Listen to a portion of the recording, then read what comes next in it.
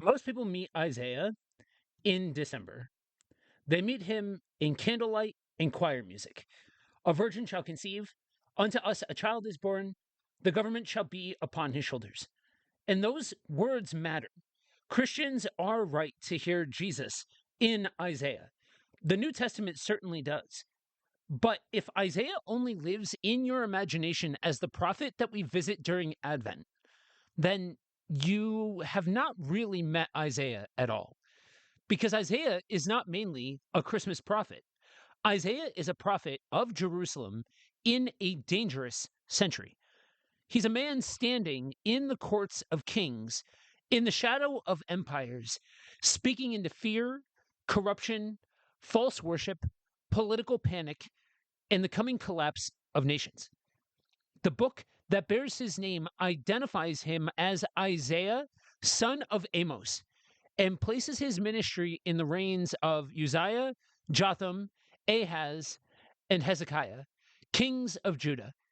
That places him in the 8th century BC, in the world of the rising Assyrian Empire, with the northern kingdom nearing destruction and Judah tempted to trust anything except for their God.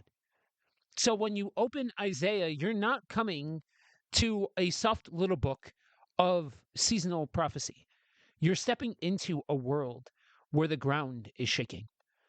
Isaiah seems to have had unusual access to the centers of power.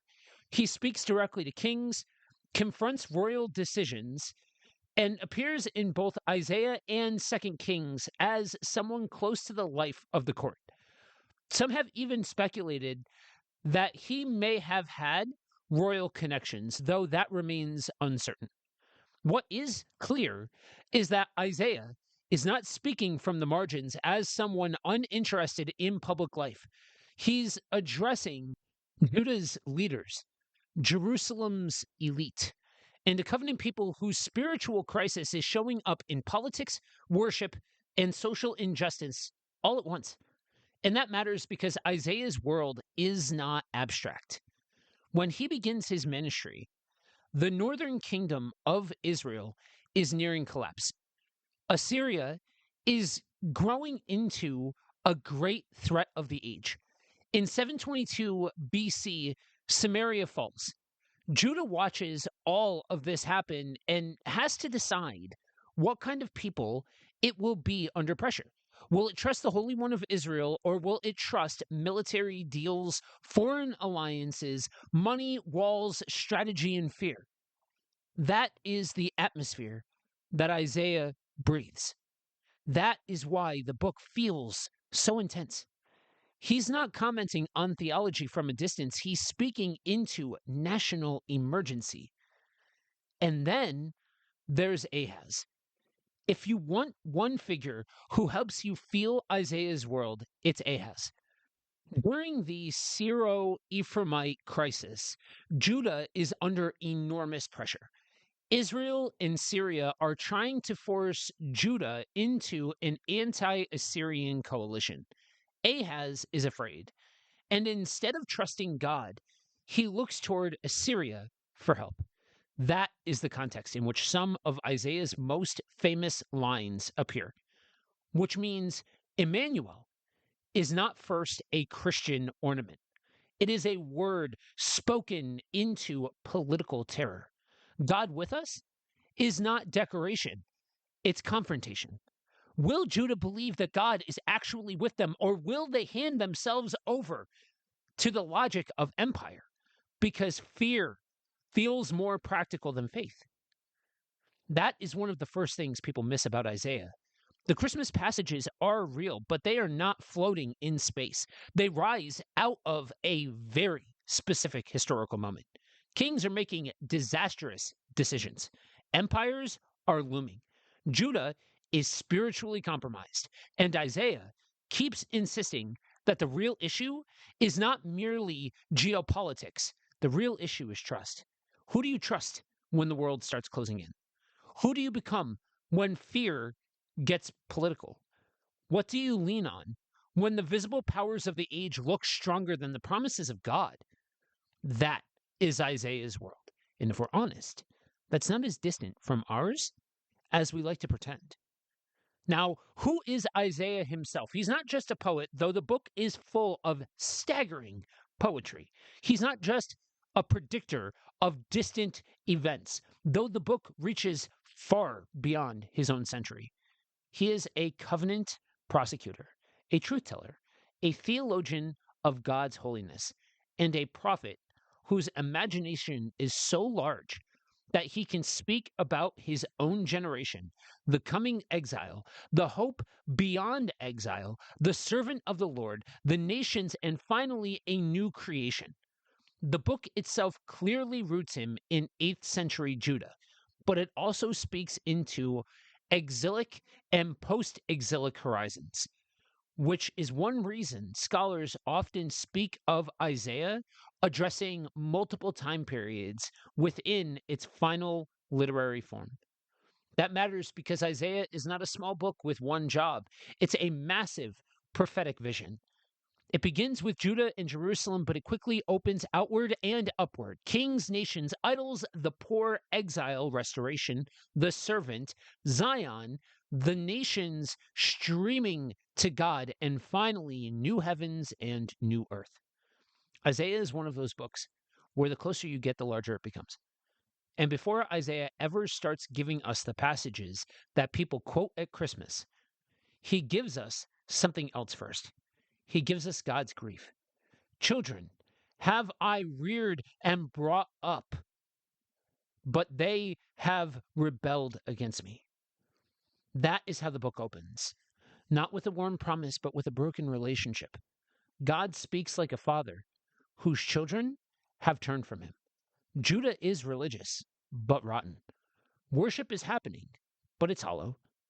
Sacrifices continue, feasts continue, prayers continue, but the people are violent, unjust, and spiritually numb. Isaiah will not let them hide inside outward religion. He refuses to separate worship from injustice. In his vision, you cannot honor God with songs while trampling the vulnerable. You cannot keep sacred days while your life is profaning the covenant. And then comes the great turning point, Isaiah 6. The year King Uzziah died, Isaiah sees the Lord high and lifted up. The hem of his robe fills the temple. Seraphim cry, holy, holy, holy. The threshold shake. Smoke fills the house.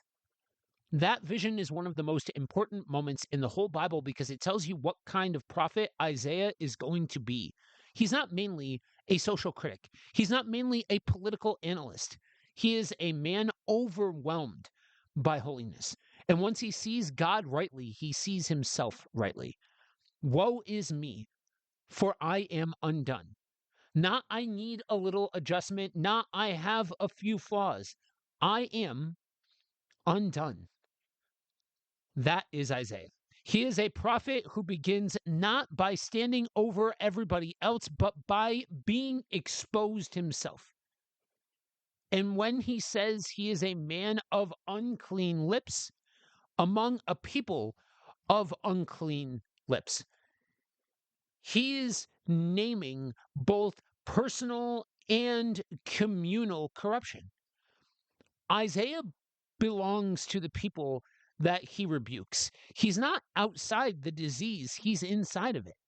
Then the coal from the altar touches his mouth. Guilt is taken away. Sin is atoned for, and only then does he say, here I am, send me. That order matters. Vision, exposure, cleansing, and then sending. That's not just Isaiah's calling. In many ways, it's the rhythm of the whole book. Now, once you understand Isaiah's world and Isaiah's call, the book starts to come alive. Because the book is not just a grab bag of prophecies, it is a sustained message to a people who are tempted to trust in false things, false worship, false security, false politics, false God, false hopes. Isaiah keeps stripping those away. He mocks idols. He rebukes pride. He exposes injustice. He warns kings. He announces judgment on Judah and on the nations. And that judgment is real. Isaiah is not bluffing. Assyria is coming. Babylon will come. Exile will come. The city that thinks it is secure will be shaken. The people who assume they can keep God on their side while living against his ways will learn otherwise. Isaiah is a prophet of comfort, absolutely, but only after he has first been a prophet of devastating truth. But this is also why Isaiah is so beloved, because judgment is not his only word.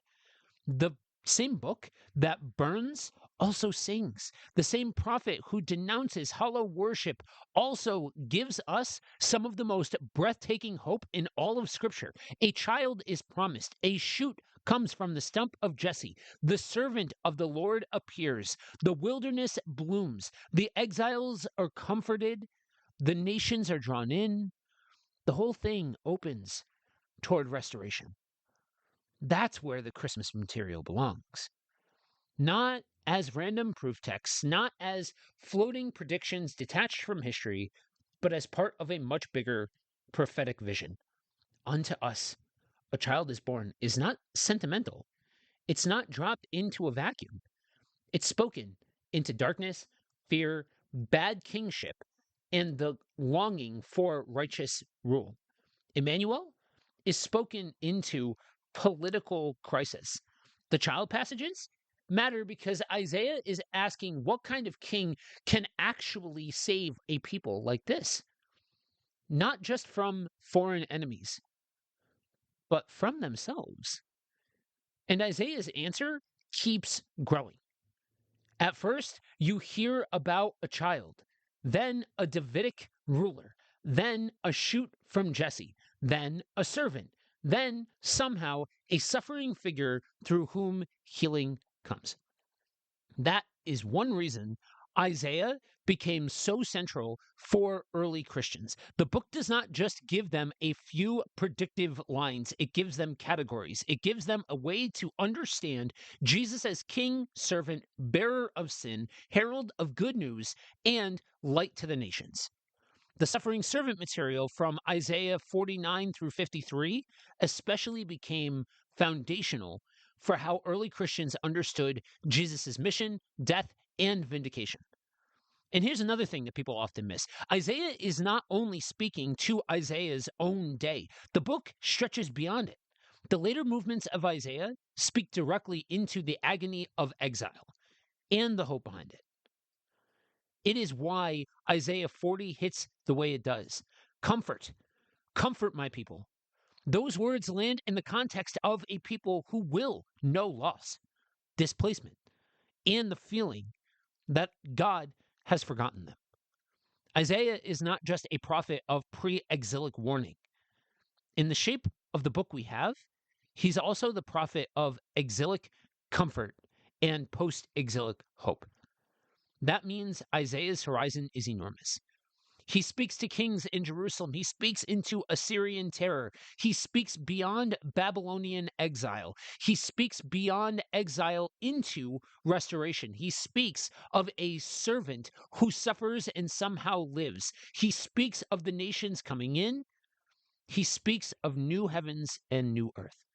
So, no, Isaiah is not just a Christmas prophet. He is the prophet of the Holy One of Israel, the prophet who tells Judah that religion without justice is offensive, the prophet who tells kings that political calculation without trust is spiritual failure, the prophet who sees the throne above the thrones, the prophet who announces both judgment and comfort, the prophet whose words were foundational for Jesus and the early church as they tried to understand the Messiah, the kingdom, and the mission to the nations. And maybe that's the best way to say it, that Isaiah matters because he tells the truth about the world as it is and the world as God intends to remake it. He tells the truth about corrupt worship, about unjust societies, about frightened kings, about false saviors, about exile, about hope, about the kind of ruler we actually need, about the servant through whom healing comes, about the God whose glory is too great to be reduced to our politics, our religion, or our seasonal readings. So, yes, Christians should keep quoting Isaiah at Christmas, but they should do it knowing that they are not dipping into a holiday booklet. They're drawing from one of the deepest wells in Scripture, a book born in a world of empire and fear, spoken by a prophet from Jerusalem, aimed first at Judah and its rulers, and then widened by the Spirit into a vision so large it reaches from Assyria all the way to new creation. That is Isaiah explained.